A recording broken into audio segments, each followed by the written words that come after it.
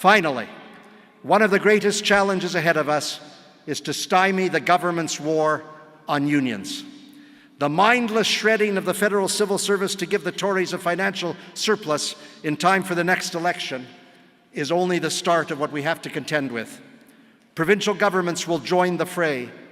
The rest of the public sector unions and the private sector unions will not be immune.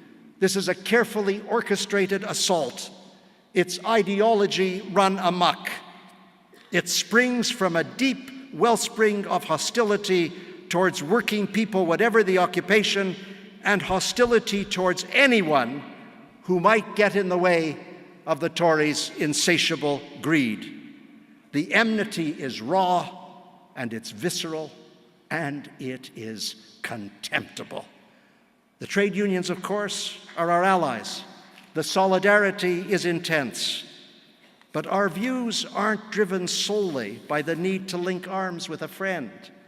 What's so brutish about what's happening is the complete failure to understand or to appreciate the history and contribution of the trade union movement, the tremendous struggle for the right to organize, for free collective bargaining, for decent wages and benefits, for occupational health and safety, for the entire panorama of social unionism that makes trade unions indispensable to a free and civilized society. That's what's at stake in all of this.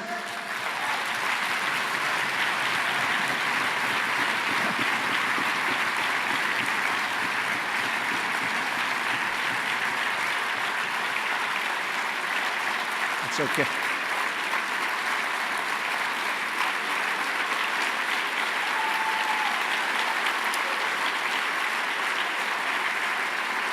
We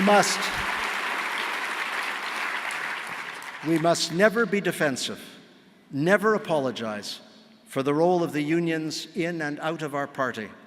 For me,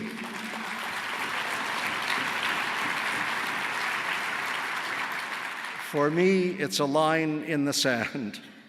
I could go on forever, but I've already overstayed my welcome. I haven't even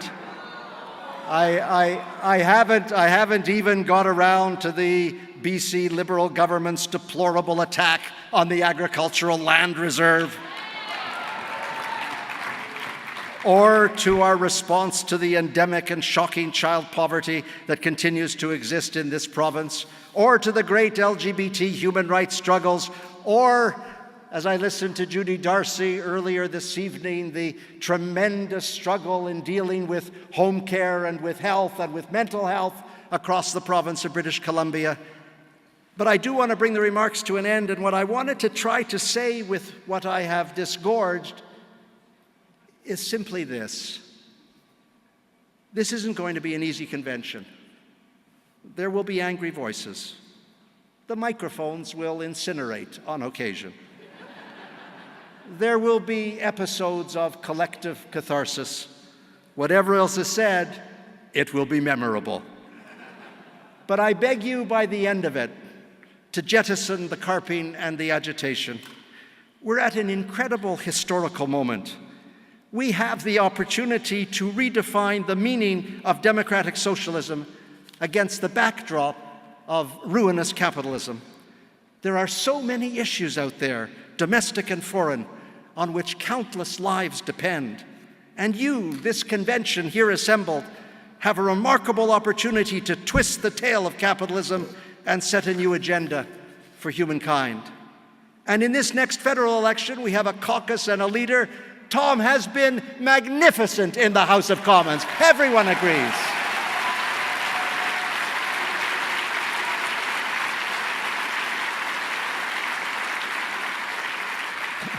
In this next federal election, we have a caucus and a leader who can, with our help, scale the celestial heights of power.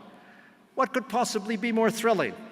I don't think there's ever been a time in the last 50 years when there's been such an array of contentious issues on your and our political platters, and we know who the villains are. With uncompromising principle, we can create a more just, decent, generous community at home and abroad. It's a lovely way to spend the next few days. I salute you. Thank you.